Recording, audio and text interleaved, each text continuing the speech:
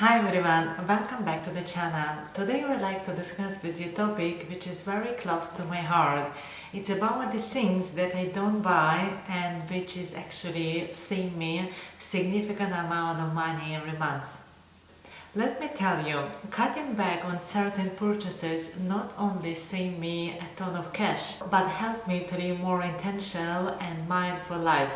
So if you're trying to save money or be more financial savvy, then this video must watch.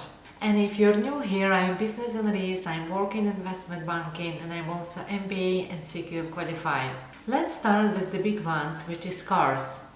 Buying a car is one of the biggest financial decisions that a lot of people are making, and very often it comes with a lot of hidden costs. Did you know, as soon as you drive the new car out of the salon, it loses around 10% of its value? That's right, the depreciation hits immediately and the costs don't stop there. There is monthly payments, insurance, maintenance, and food, which all together add up to the significant financial burden. For example, me, I live in London. But London has amazing public transport infrastructure, and there is no sense for me buying a car. I would rather spend money on the public transport, and for instances when I'm going out with my friends, then I will order Uber and I will get home safely. Also, you're noticing a pattern. The people are starting to cycle a lot to get to their offices or their work. Those options easily can save thousands of dollars a year for some people, and plus it makes your life more active and your health much better conditions. Next one is souvenirs. We all love to travel, and it's very tempting to pick up some souvenirs or some small things from the place that we visit. But let's be honest here, a lot of souvenirs end up gathering dust on the shelf or somewhere hidden in the box. Instead of spending money on physical items, I am focusing on creating more memories. I take tons of photos, I am journaling about my experience and my travels, and even I try to always learn few words from some new countries if I am visiting about their language. And those things bring much more joy to my life. Plus, I am not lacking with extra stuff, which makes my traveling a lot easier.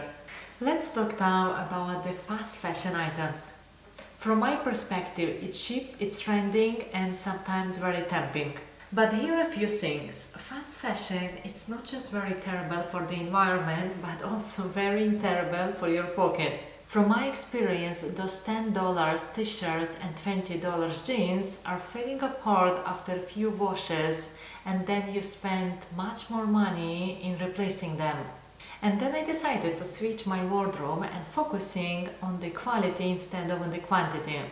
And another thing is very important, when you're shopping, make sure that you're looking for the items that you don't need. Don't just make random purchases on the items that you like. For example, on my case, when I saw something and I really like it and I'm tempted to buy, then I will give myself minimum 5 days to sleep on. Then after that time, I will understand if that thing is really something that I needed right now, and if there is actually my budget is enough calculated to get that things. And when we are focusing on the quality, I agree totally with you that some of the things might be much more expensive, but trust me, they last for years and they save a lot of money. And also I have noticed having fewer clothes, it makes your dressing easier and much more enjoyable.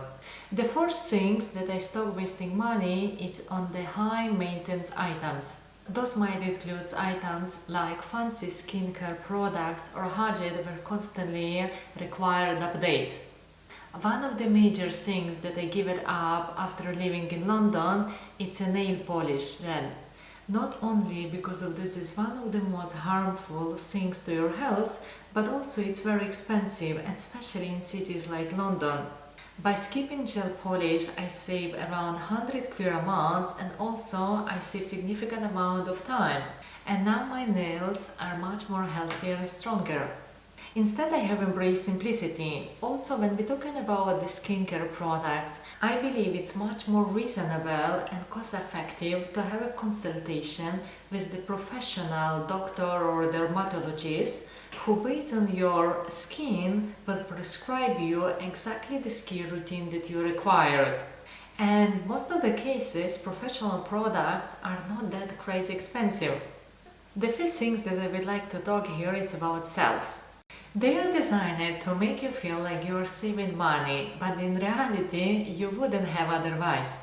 I used to fail for one of those buy one and get one for free on the sale events. But the truth is that I end up buying the things that I didn't need and also I didn't use it. Now I adopted the simple rule. If there is things that I wouldn't buy in the full price, that I'm not buying even on the sale.